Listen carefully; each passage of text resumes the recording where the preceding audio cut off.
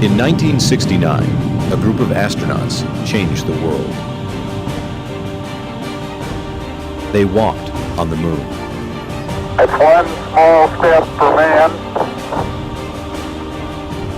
one giant leap for mankind. In 1972, our journey ended. We've never been back. 2010 begins a year of change. Private companies are working on next-generation spaceships. Governments are looking to go back to the moon and on to Mars. It's time to look up and dream again. It's time to push humans into the cosmos. It's time to educate and engage the planet.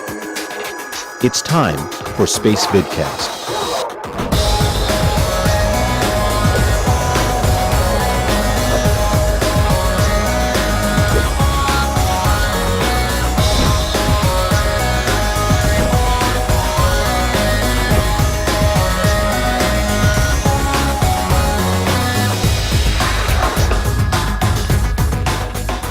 Welcome to Spacevidcast 339 for Friday, December 24th. It is the Christmas Eve edition, 2010. My name is Benjamin Higginbotham. With me, as always, on the phone is Carrie Ann Higginbotham. We are your Spacevidcasters, and we have got an action-packed, epic look at the past. Hey, we've got a bunch of new people in the chat room. It's probably in part due because we had such a phenomenal turnout for the lunar eclipse that just happened, and you'll have another chance to see a lunar eclipse on winter solstice in 2093. But yeah, so a lot of great new people. I don't know if you guys are aware.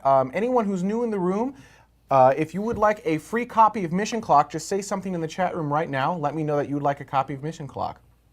And it works on iPhone, iOS devices, and stuff like that. See, spirit of giving, something. What else do we have? It was. We don't really give away anything else. Oh, we have one of these. We have Look at that. Really bad Check purple that out. box. It is a really bad purple box. We have a purple. Yay, a purple box! Purple box. So we'll be giving away this Roku HD unit, or one like it, later on in the show. You'd think that if this was a dummy box, we'd come up with a better on-air demo unit, right? Yeah. I mean, this. Yeah, It looks. You can still see the shipping sticker sitting like on top of a purple it. box. All right. Just a thought. So no one in the chat room wants a free copy of Mission Clock. Nobody cares. Well, they probably all have one because they're space geeks like us. That's true. So You totally know, understand. If I may, by the way, for those of you watching on YouTube and expecting this to be the Space News Show, those are the Space Pods. This is a conversation show with the community. Join us live every Friday at 0200 hours. But you don't have the phone nebula. Oh, BZ, wow. All right, so a couple things. For those who want Mission Clock but have an Android phone, there is a piece of software somewhat like it called L-Clock. L-. Sorry. It's a long-running joke. It's not Mission Clock. I'll just straight up, it's not Mission Clock. Not. Different author. Mission Clock is way cooler. Way cooler. But it is still there. It will give you the mission rundowns and the time the missions occur. It doesn't give you the countdown clock or anything like that. It doesn't give you any of the events, but at least it's something. Also for Android users, you've got the SDO app, which is really cool, and the Space Weather app, which is also really cool. And what we really should do, if you guys want to help us out, send an email to Benjamin at Spacevidcast. Let's get a space app list going on the Spacevidcast website. So if you've got an iPhone or an Android phone or Windows Mobile any smartphone, which means no Blackberries. I'm just kidding. BlackBerry too, right? So I like, get a list of all the really cool spacey type stuff you can get on there. All right, on that note, let's go ahead and get started. As we had been talking about in the space pods, Space Shuttle Discovery, they did the tanking test where they filled it with 500,000 pounds of liquid-cooled fuel, made sure that it was actually going to work because we're all sick of going out there going, let's launch, and then going, it's got to leak. It's got to crack. Now it's leaking and cracked. Now it's got more cracks and more leaks. So now they tested the tank. They were happy with the results. But just to be sure, they have actually rolled back Space Shuttle Discovery to the vehicle assembly building. And we have got 17 minutes of rollback footage. Check this out. There you go. 17 minutes of this. Should we show the whole 17 minutes? I think we should. I think we should.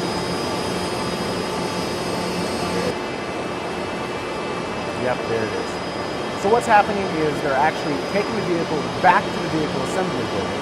They're going to then X-ray the backside of the external tank to make sure that there's nothing else going on that could be impacting a future launch date. If all goes well, then we're going to roll back to Pad 39A on January 13th, 2011, with a hopeful launch date of February 3rd, 2011. No earlier than February 3rd. That is the next launch window. So yeah, that seriously, it's like 17 minutes of this. Which I think is brilliant, actually. I think it's fascinating. And All right. On that note, yeah. Virgin Galactic, little shakeup over there. What do you mean? Are you serious? Well, I would. It's just. Yeah, a businessy little stuff. shakeup is pretty much. You want to take this one? Sure. The current CEO, correct, is stepping down. I think it was back in 2007. He kind of went off to pursue other business interests of sorts. Oh, we've actually saw. I think he spoke at ISDC, 2009. Yeah. 8. It's Will Whitehorn, which I keep calling Will Wheaton, Will Wheaton. which I think is why Ben gave What? this one to me, in hopes that I would screw that up. Will Wheaton. Oh, yeah, Will Wheaton apparently is stepping down from Virgin Galactic. You heard it here first. Will Wheaton actually makes a really good bad guy, like He makes the a bad really like bad tech. guy. He's on Leverage. Yep. As the bad like super bad like I've got an EMP gun hacker, and he's also on Will Wheaton's the just Guild. amazing He's on anyway. the Guild as the opponent Oh, guilds. that's right. Yep. And sometimes wears a Anarchy. kilt. He leads Anarchy on the opponent Yeah, guild. which is actually kind of hot. Anyhow, Evil Will Wheaton. apparently evil Will Wheaton. No, Will Whitehorn is stepping down as CEO from Virgin Galactic, and in his place is George Whitesides. So, for those who don't know, you're going to want to be sending George Whitesides lots of Christmas presents in hopes that you can get a discounted flight on Virgin Galactic. That's how that And you works. also want to run a Yuri's Night party Yep. because he and his wife Loretta Hidalgo Whitesides started the Yuri's Night space parties 10 years ago, 11 years ago. It's 10, isn't 10 it? years ago? 10 years ago. Is someone in the one of our 10 Yuri's years guys ago, in there? yep, 2001. That would make sense because it was 1961, 1981, 2001, and now coming up this year, or then the coming year, is 2011. Not to get off of Virgin Galactic, but Yuri's Night is really awesome anyway, and you should be throwing a party regardless, and maybe, get the attention of Mr. George Whitesides. I wonder if it was just a personal thing. I don't know if the article said it, but if it was just personal reasons, or if he just. I wonder why he stepped down. It's probably just a business thing, though. Yeah, I mean, they I haven't would even imagine. flown yet, and they seem to be having really good success with their tests thus far. But Although he's been Quantum G working- will probably argue with me, but I think they're on track. He's been working with Virgin for quite a while now, and That just sounds funny. I think he just, anyway, not going to go there until after the show. Oh, but we will go there after the show. Is that what you're saying? Yeah, post show's a little different than the regular show. But anyway, so he's stepping down, and George Whitesides, who is the current president, will be president / and CEO of Virgin Galactic. So which congratulations. is very cool. So yeah, congratulations. And before we get into the year in review, the FAA is helping Santa. Well, I mean, Santa, he's got the entire world to navigate in one night, which even with all the different time zone conversions is still very difficult to do. So the FAA, with some of their new technologies that they are helping Because, as we all know, the FAA builds technology. Well, So with the bleeding edge FAA technology, because when I think, well, here's the way this worked. We had Yes. the space age, Right. then we had the information age, well, NORAD and now is we're in also the helping. FAA age. FAA is helping with NORAD to help navigate Santa to the houses 53% faster than last year. It's a proven fact. It is a proven fact. Star. If you hit the FAA website, it is right there, right on the front. I think it's FAA.com or .gov/Santa, and NORAD.gov/Santa as well. I'm just glad that NASA did not improve. So it was the FAA that did this and not NASA. Had NASA improved the sleigh, they would have built it up to a 5-segment solid rocket sleigh. The problem is, of course, then the sleigh would shimmy off the roofs. It would shake all the presents out of the sleigh, and they just cancel the whole program. You get any present that fell on your house. That's and a you'd be happy Space with Santa it. joke, just so you guys know. That's how that works here. Come on, that's funny. Anyway. It was funny. Wow, some presents are still they've just added to the space junk. Let's start a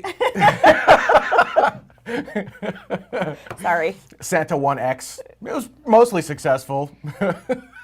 It wasn't the real sleigh. It wasn't the real Santa. Wasn't the real reindeer either. In fact, there was only 6 this time. But it was the real brakes, and those failed. I'm sorry. Hardcore space nerd jokes. All right. The expensive Santa. Poor Santa. Let's talk about the year in review. Goodness, yes. Because, we're coming up at year's end, and I think we sometimes forget how much stuff happened in 2010. Yes. And we mentioned at the very beginning of the year that 2010 would be a tipping point for space travel. We also have it in every single one of our opens for this year. Yes, so we mentioned it. So you heard it just moments Correct. ago, and so in case you forgot. But a tipping point. And you might not see it right away. When you look back at it, you go, what happened this year that made it a tipping point? Right. But there was actually quite a bit of stuff that will have huge ramifications for human spaceflight from this year on. Huge impact. So I think when we go forward 50 years and look back, we're going to look back at 2010 as the year that everything changed. And let's start at the beginning of the year. And I was looking for some video, but I couldn't find anything really good because the president's speech wasn't quite. What I wanted was Bolden's speech, but that was audio only. And we're a video show. But Constellation was essentially canceled. It came to as a moderate shock, but Constellation's NASA's next generation space program. It consisted of Ares 1, Ares 5, Orion, and a few other programs as well, for us to go back to the moon, onto Mars, and explore beyond low Earth orbit. And one of the coolest patches, I might add. Actually, yeah, the Constellation patches, the whole branding for Constellation was nice. I did like that. And, there were huge issues within the program. And what's interesting is when you go out in the street and you kind of listen to just the non-space geeks, the tech geeks talking about space, because they're not immersed in this. Right. They're kind of miffed. Like, I don't understand why NASA would cancel all this. This doesn't make any sense. But actually, it kind of did. The program was over budget. Well, over budget. It's really hard to be over budget when you've got a budget. But, right. But it was going to cost way more than originally anticipated. There were some pretty serious technical problems with the vehicle. It was going to be way, way, way, way, way longer than it was supposed to be. Yeah. The idea behind Ares was that it was supposed to use off-the-shelf shuttle components to do it sooner, faster, cheaper. And none of those things ended up safer. Yeah, so it'd be safer. Right. Even Ares is safer than the space shuttle. Right. So that got canceled. But even after it was canceled, development has not stopped. So a little bit later on, we actually had the ATK continue to do the 5-segment solid rocket booster tests. We actually got a video. Remember this from earlier in the year. I think this is actually DM2, but there was DM1 as well. Here's the 5-segment solid rocket booster that they were going to use on Ares 1X. 10, 9, 8, 7, 6, 5, 4, 3, 2, 1, fire.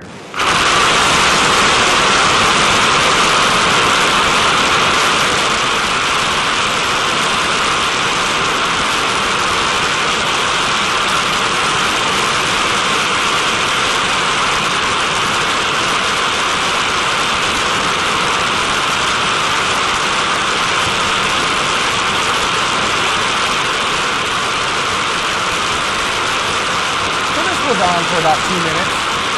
It's still really cool, though. It is. It's still really cool. It's cool, and that all turns to glass down underneath there. They just melt and scald the heck out of it. That's what you can get me for Christmas. They use a mountain to keep it in place. I can get you a 5-segment solid rocket booster. No, you can get me a necklace of the glass. That would be cool. Does anyone know if you can do that? ATK could make a bunch of money. Because they could use some of the money, at least. No, I think they're doing it right. No, I'm kidding. So they did the 5-segment solid rocket booster for the Ares program, but then even beyond that, we also tested Ares 1X. Remember this? Here you go. T-minus 10, 9, 8, 7, 6, 5, 4, 3, 2, 1. Ignition and liftoff of Ares 1X. Testing concepts for the future of new rocket design.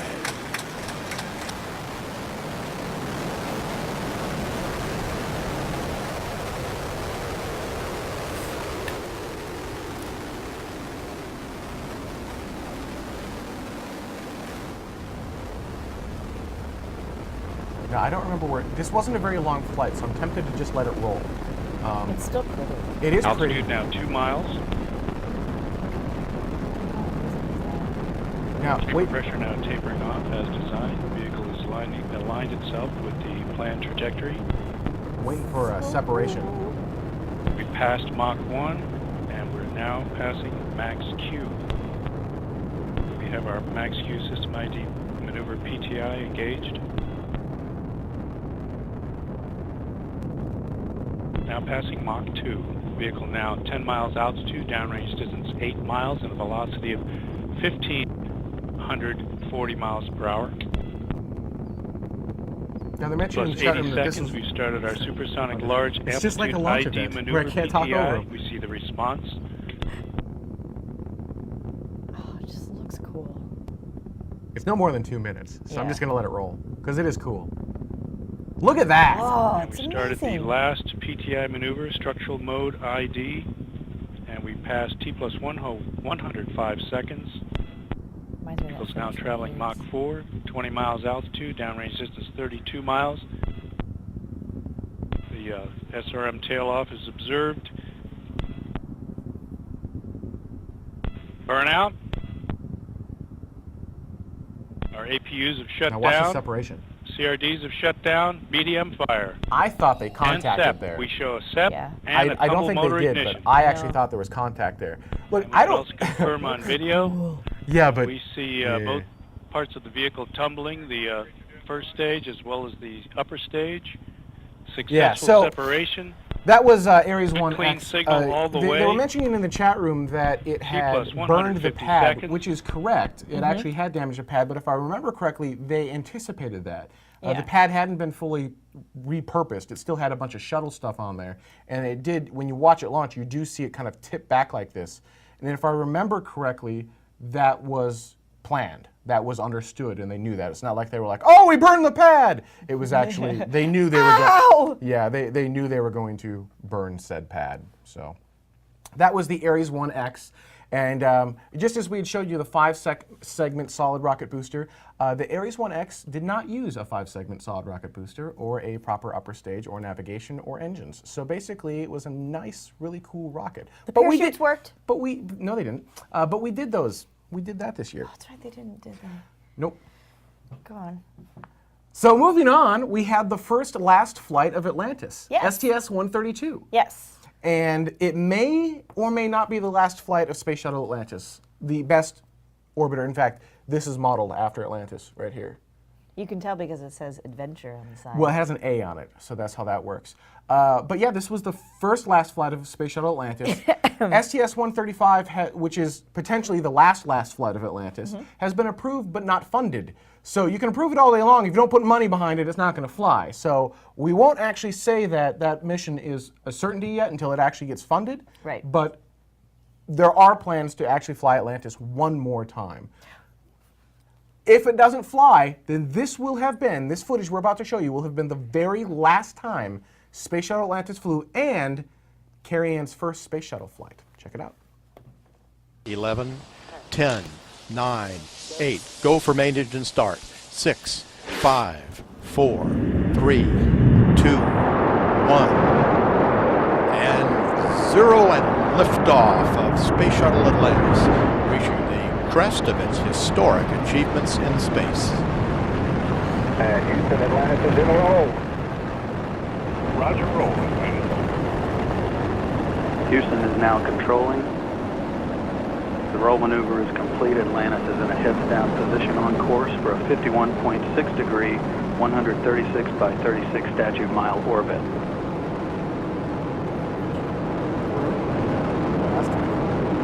Right about now, we lost her. Yeah. Oh, look, we're in that shot too. Yeah, the three main engines on Atlantis have now been throttled down to 72% of rated thrust as the orbiter prepares to pass through the area of maximum You know what's dynamic amazing? pressure on the vehicle in the lower atmosphere. Come back to us because I can't talk over them. Or kill the audio, I don't really care. The shots, the tracking shots, a good chunk of them, if you watch the video Ascent on YouTube, it's a 45-minute video, and they talk about how they do those tracking shots.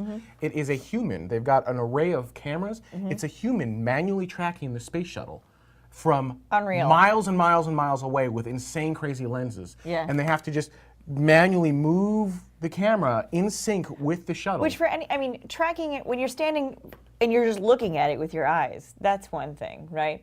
When you're trying to get that close to it, oh yeah. that's a whole nother ball of wax, because you sneeze, you breathe incorrectly, something lands on your camera, you are SOL. Like, you have got to have just like, I mean, obviously he's not doing this, you know, there's whatever, but unbelievable. That's amazing. Yeah, I always thought that they were just robotic something or other. I figured they would have upgraded, but heat-seeking no, or no, something, I they've don't done know. it that way since essentially the beginning. And by the way, Still if you works. haven't seen the video Ascent, go watch that on YouTube. It is the best 45 minutes of your life. It's beautiful. It's crystal nerdy. clear. It's crystal clear. It's nerdy, but it is worth every moment of it.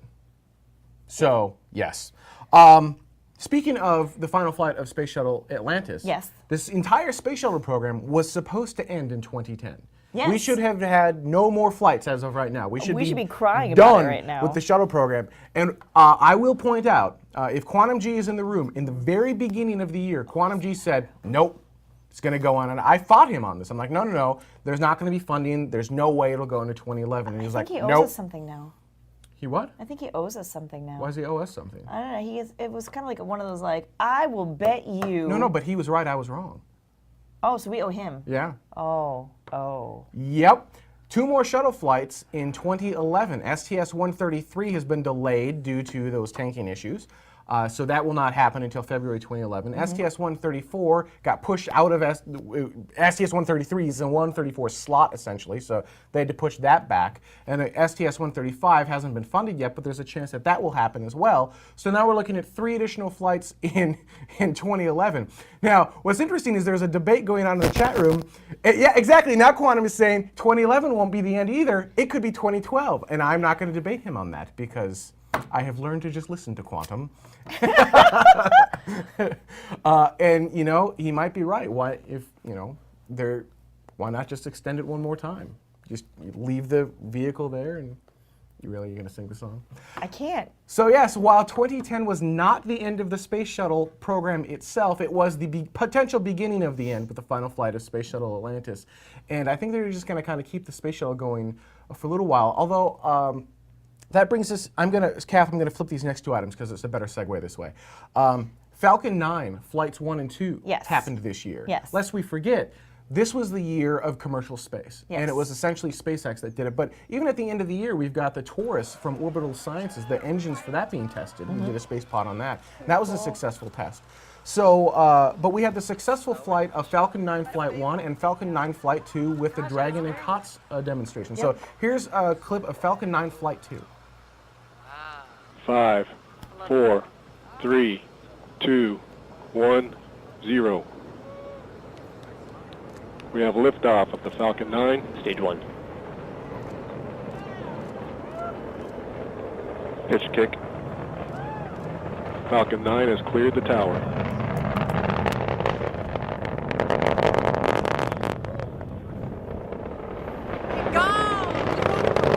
I love the shot of that. Go!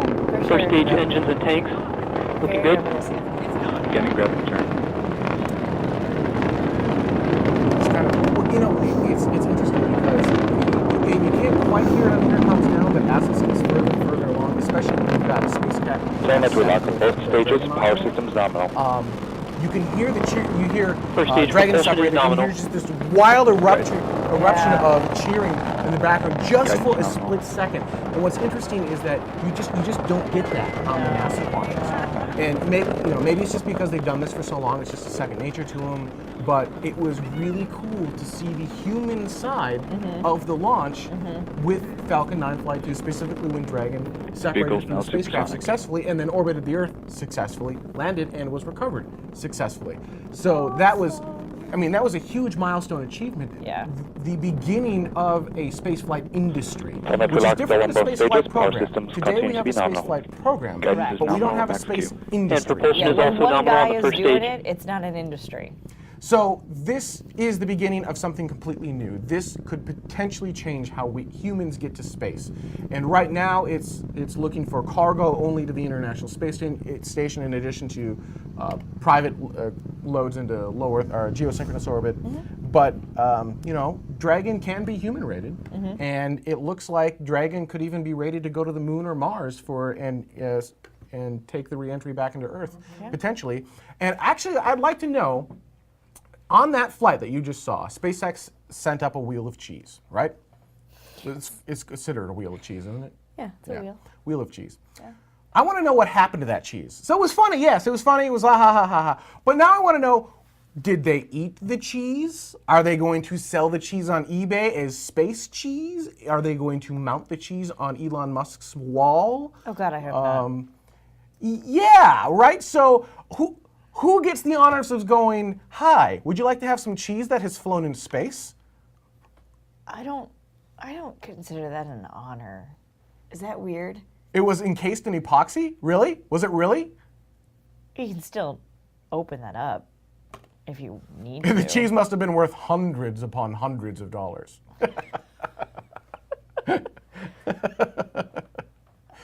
Oh, wouldn't it be kind of...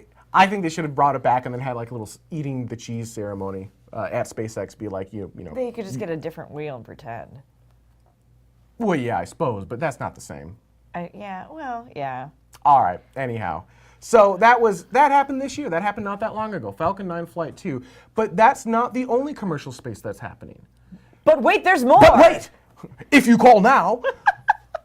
Now, not flying yet. Virgin Galactic has been doing tests and making good progress on both White Knight 2 and Spaceship 2.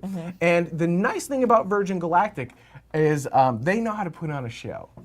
And when they're going to roll out Spaceship 2, they're going to roll out Spaceship 2. Yeah. Here's just a small clip, just a little bit of the White Knight 2, I'm sorry, the White Knight 2 and Spaceship 2 rollout. Yeah. Check this out.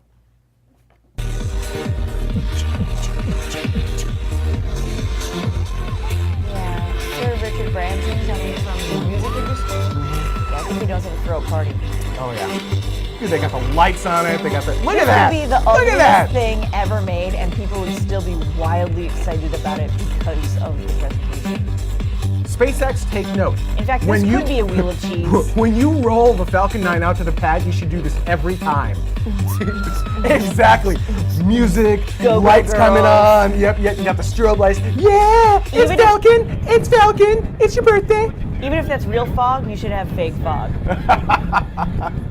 Just in case. The other interesting tidbit about this little party, you see they all have those coats there. The Spacevidcaster Tim Bailey, or Tim846, or Tim in the chat room, has one of those coats, and I am extremely jealous if anyone can get me one of those coats. And the worst part is he lives in Florida. He doesn't need a coat. He wears it once a year. I live in the tundra of Minnesota. I would love one of those coats. Just a thought. Yep. So, yeah, I don't think Tim's in the room. So you want a virgin coat, and I want a glass necklace. Yes. All See, right. I guess this is the wardrobe show. What can you say? Now, in addition to that, there's other video as well. But the basics are they have been doing flight tests with White Knight 2, which is the carrier craft. And they had some issues, but it seems like it would land and just kind of scrape across the runway. That's not good. That's not good. But it sounds like they've worked most of that out. And then they've even gone so far as drop tests with Spaceship 2, which is the module you would fly in. They haven't actually lit the Spaceship 2 engine yet. Right. So we haven't taken Spaceship 2 into space, but we have put humans in Spaceship 2 and dropped them and successfully landed.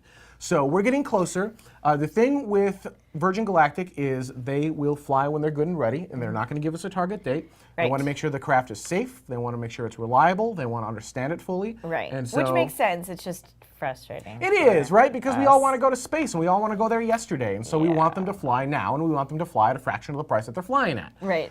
Because we know the sooner they fly, the sooner they're going to be able to figure out how to get their costs down. But at the same time, we don't want there to be an accident. Right. That would be bad. Right. But it's interesting that 50 years ago, we were taking suborbital flights in the Mercury program, and now mere mortals will be able to do that. Those flights were way more expensive than even these Virgin Galactic flights. And scary and dangerous. Oh, sure, absolutely. And now we're finding a safer way to do it on a much broader scale. Certainly the beginning of the industry, the very, very beginning, we're not talking about something that I can't afford to go. Right. Many of our viewers can't afford to go, but some of them might be able to, and that's new. If you go back just 1 year to 2009, the cost to go to space was $35+ million. Now, in 2010, Scary. we're working on taking that cost and driving it down to $200,000. Didn't happen in 2010, but it will happen shortly, 2011, 2012, somewhere in there. So that's a big dip between 35 million and 200,000. Yeah. Still very expensive, but what happens when it gets cut in half again? 100,000. Okay, still expensive. What happens when it gets cut in half again? 50,000. 50,000 is the price point when a lot of us, the real I like space, like those types like me, yeah, we'll figure out a way to, well, right? I mean, come on. We'll figure out a way to make that happen. I didn't say that. Is BZ Wing Zero said $50,000 is a luxury car. Luxury car or be one of the few humans to experience space. Right. Luxury car, space. One lasts 10+ years, one lasts But one's a 6 minutes. once in a lifetime experience. That's true. That's true. And as Flying Jenny pointed out, thank you, I totally forgot, Tim is moving to DC, so he's going to love that jacket. Love that jacket. You know what? That's his punishment for having the jacket. Him having to move to a colder climate. In order to use it? I Is that what spite you're you, saying? Tim. Yes. I spite you, Tim. I spite you. Oh, I love it. Oh, anyhow. So yeah, that's a bit of what's happened this year in 2010 inside of space. In case you missed it. In case you missed it, right? There was a lot more that's happened as well. There are other companies that are working on commercial space, but this was the year that a space industry was born. Now, you're not going to see a whole lot come out of it this year. Obviously, SpaceX excelled and beat our expectations, but other than SpaceX, not a whole lot more out of the commercial space industry this year or even next year. But 2012 is when you're going to, I think, see the fruits of our labor in 2010 come to fruition. How do I want to complete Fruits, that? fruition. Ripen? Right? You'll see more. Yeah, so on that note, yeah, did you guys in the chat room, I mean, we've just been talking the whole time. Did you guys have anything that we forgot? Oh, LRO L-Cross. I forgot LRO L-Cross. Yes. We bombed the moon in 2010, and the moon retaliated. The aliens on the dark side. So that was an awesome. Well, it was nice, and albeit for some of the wrong reasons, but it was nice that a NASA project got national attention, especially kind of a skunkworks project like L-Cross. And then LRO, if you just saw the space pod recently, is getting some really good detailed maps of the moon, it's really and amazing. they look really psychedelic and cool. Don't forget the box. I know, I know. Okay. That's why I have my arm over it. You just look a little too comfortable. We often don't normally wear the same color. Yeah, that's weird. well. On that note, did we forget anything? The eclipse happened, Space Up happened, and Space Up will continue to happen. That's going to be cool. Japan. JAXA.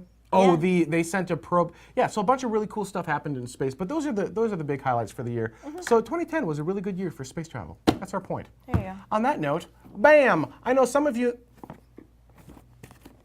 in the chat room said that you were watching on your high definition television. How, pray tell, do you watch on your I HDTV? have no idea. How does that happen? You use one of these boxes. This is a Roku box. There are many different types of these boxes. These are little internet set-top boxes. You plug your internet connection into one port and then your HDTV into another port, and you can watch internet TV. When you on say your little, it's like this It is. big. It's tiny. Can we open? It's like a little chiclet. This one's sealed because we're giving it away. Tiny, But yeah. So and I even gave one to my parents, and they watch Spacevidcast on there. You can watch the live shows. So you can watch. Hi. So you can watch Spacevidcast live as well as when we're doing filler content of like NASA TV and all those live launches that we cover. If you were unable to see the lunar eclipse that just happened, the winter solstice lunar eclipse, we did cover that in high def on our channel as well. That particular one, we broadcast in high def, but our source material was not high def. But much It was still pretty. much of North America was covered in clouds, and we were one of the few places that actually had a shot of the moon that you were able to mostly view. It was yeah, as Eeyore said, we were #1 on the NASA list for viewing sites for the and you could have watched that on your HD TV. When we've got other launch events, such as STS-133, why do you want to watch it in a little window on your computer? We broadcast because... Or on your phone. On your well, yeah, and you can watch it on your phone, your Android phone, your iPhone, your iPad. You can watch it on all that.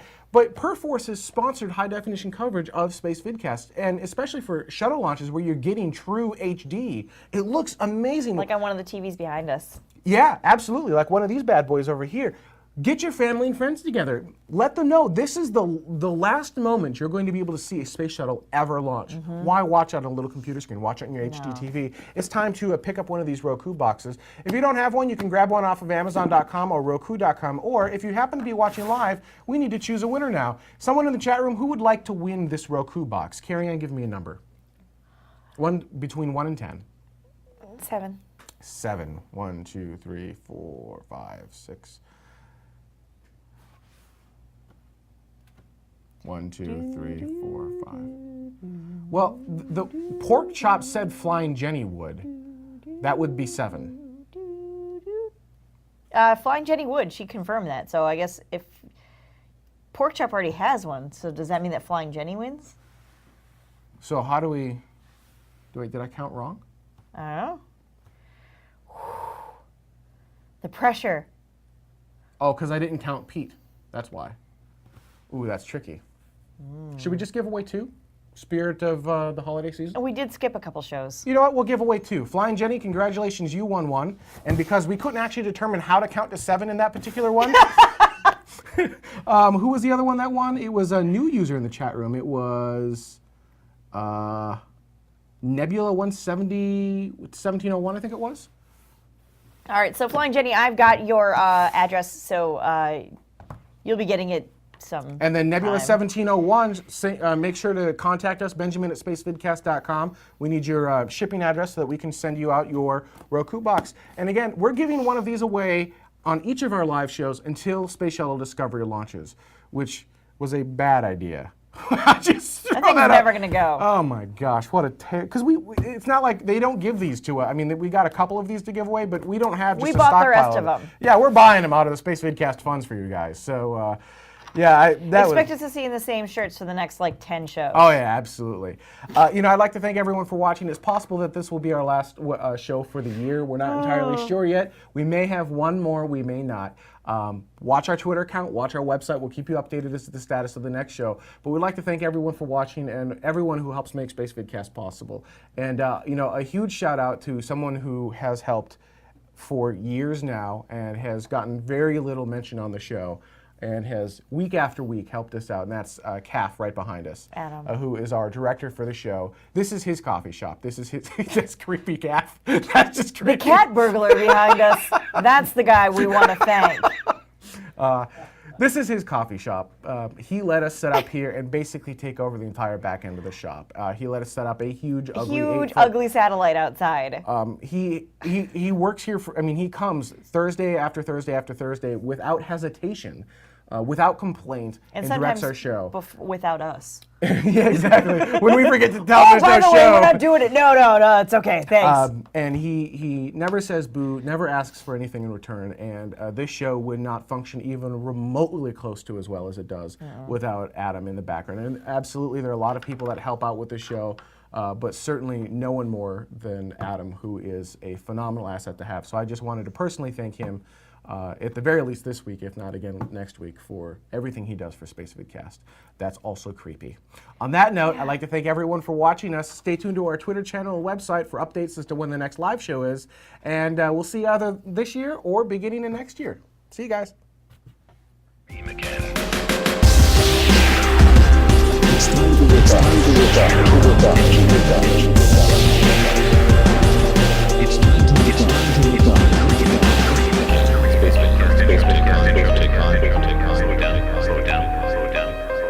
In 1969, people asked change. On the moon. In 1972, our journey. We've never.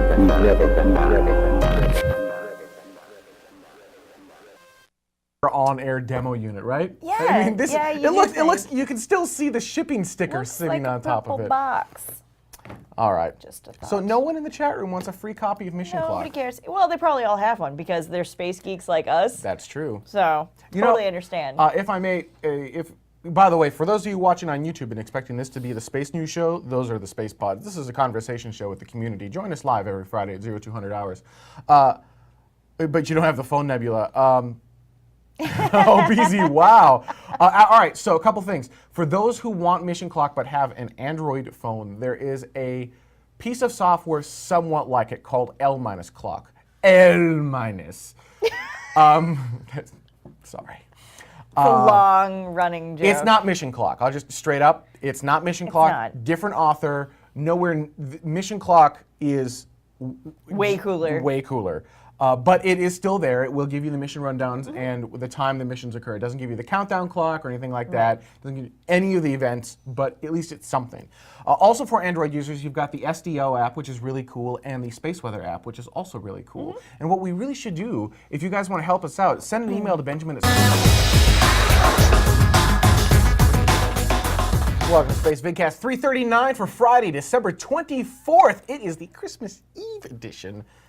2010. My name is Benjamin Higginbotham. With me, as always, on the phone is Carrie Ann Higginbotham. We are your Spacevidcasters, and we have got an action-packed, epic look at the past. Hey, we've got a bunch of new people in the chat room. It's probably in part due because we had such a phenomenal turnout for the lunar eclipse that just happened, and you'll have another chance to see a lunar eclipse on winter solstice in 2093. But yeah, so a lot of great new people. I don't know if you guys are aware. Anyone who's new in the room, if you would like a free copy of Mission Clock, just say something in the chat room right now. Let me know that you would like a copy of Mission Clock. And it works on iPhone, iOS devices, and stuff like that. See? Spirit of giving. Something. What else do we have? It was...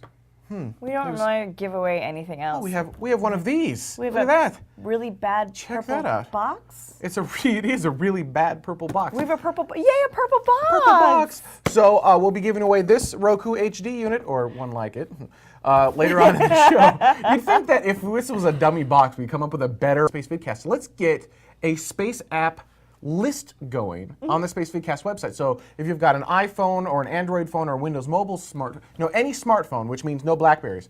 I'm just kidding. BlackBerry too, right? So I like, get a list of all the really cool spacey type stuff you can get on there. All right, on that note, let's go ahead and get started. As we had been talking about in the space pods, Space Shuttle Discovery, they did the tanking test where they filled it with 500,000 pounds of liquid-cooled fuel, made sure that it was actually going to work because we're all sick of going out there, going, let's launch, and then going, it's got to leak. It's got to crack. Now it's leaking and cracked. Now it's got more cracks and more leaks. So now they tested the tank, they were happy with the results, but just to be sure, they have actually rolled back Space Shuttle Discovery to the vehicle assembly building.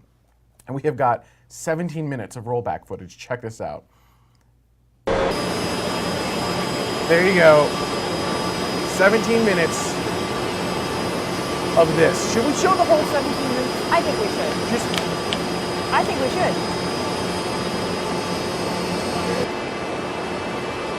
Yep, there it is. In 1969, a group of astronauts changed the world. They walked on the moon. It's one small step for man, one giant leap for mankind. In 1972, our journey ended. We've never been back. 2010 begins a year of change. Private companies are working on next-generation spaceships. Governments are looking to go back to the moon and on to Mars. It's time to look up and dream again. It's time to push humans into the cosmos. It's time to educate and engage the planet. It's time for Spacevidcast.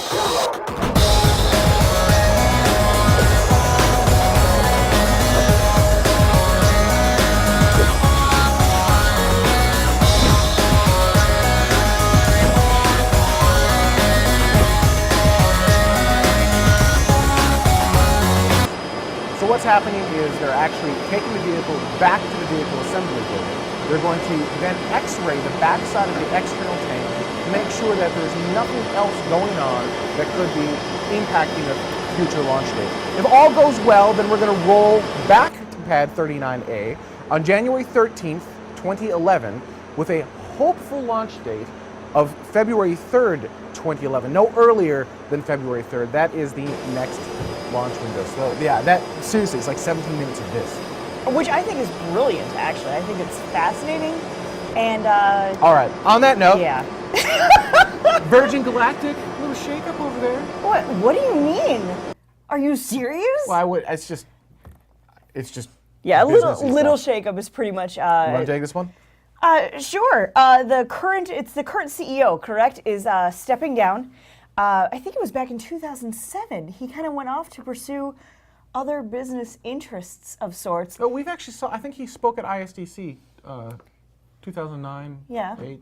It's Will Whitehorn, which I keep calling Will Wheaton. Will Wheaton. Which I think is why Ben gave this one to me, in hopes that I would screw that up. Will Wheaton.